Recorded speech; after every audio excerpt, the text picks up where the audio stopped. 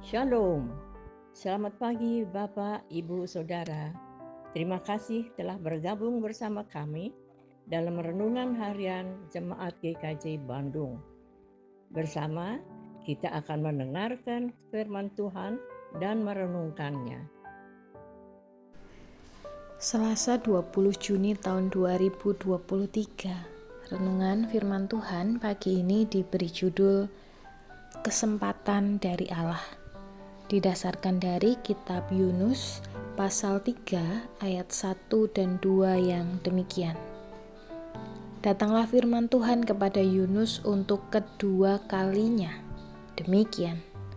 Bangunlah, pergilah ke Niniwe, kota yang besar itu, dan sampaikanlah kepadanya seruan yang kufirmankan kepadamu.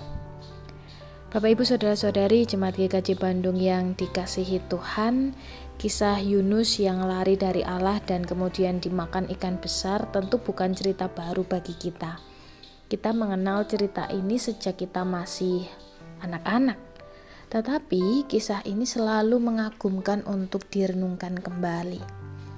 Yunus tidak mau melakukan perintah Allah dan secara logika, cara berpikir Yunus sangat dapat dimaklumi oleh orang pada masa kini. Yunus keberatan kalau Allah menolong Niniwe yang penuh kekejaman dan kejahatan. Mereka suka menyiksa, membunuh tawanan perang, orang asing termasuk perempuan dengan sangat keji. Padahal pada masa itu konteks yang ada adalah keramahan atau hospitalitas terhadap orang asing.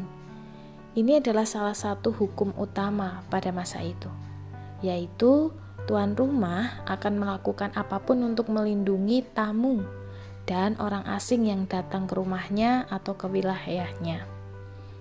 Penduduk Niniwe ini adalah kumpulan manusia yang jahat di mata Allah dan di mata Yunus, sehingga penolakan Yunus sangat bisa dipahami. Bapak Ibu Saudara-saudari, bukankah kita pun sering berpikir seperti Yunus, atau bahkan mengharapkan kesialan orang-orang yang jahat di mata Tuhan? Kita ingin orang jahat dihukum Allah, kalau perlu bahkan dibinasakan. Tetapi rupanya logika manusia memandang dan bersikap kepada sesamanya sangat berbeda atau bahkan bertolak belakang dari cara pandang Allah.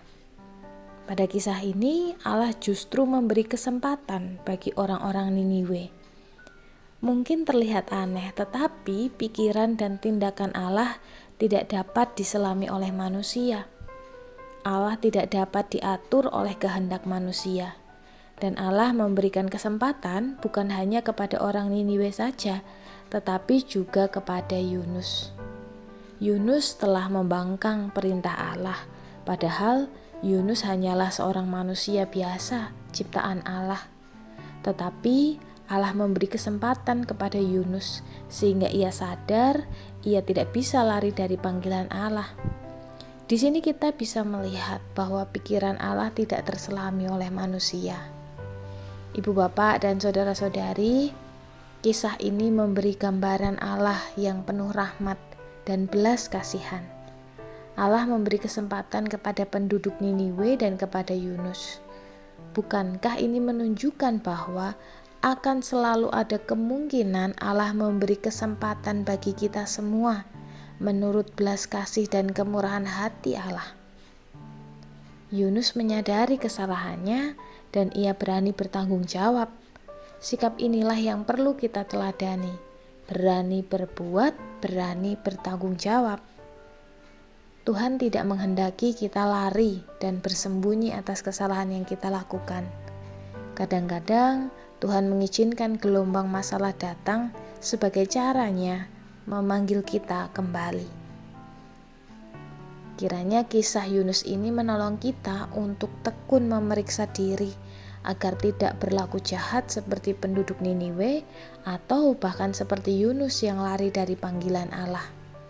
Dan sekaligus mengingatkan kita bahwa Allah adalah Tuhan yang penuh kasih dan senantiasa memberi kita kesempatan untuk kembali kepadanya. Amin. Mari kita berdoa. Ya Tuhan, ajarlah kami untuk berlaku baik dan benar di hadapan-Mu. Tuntunlah kami, hati kami, pikiran kami, agar senantiasa sejalan dengan kehendak Tuhan. Kami tidak selalu dapat memahami kehendak-Mu, tetapi mampukanlah kami untuk bermurah hati dan berbelas kasih kepada sesama, seperti yang Engkau lakukan kepada orang Niniwe dan kepada Yunus. Terima kasih ya Tuhan, di dalam nama Yesus Kristus kami berdoa. Amin.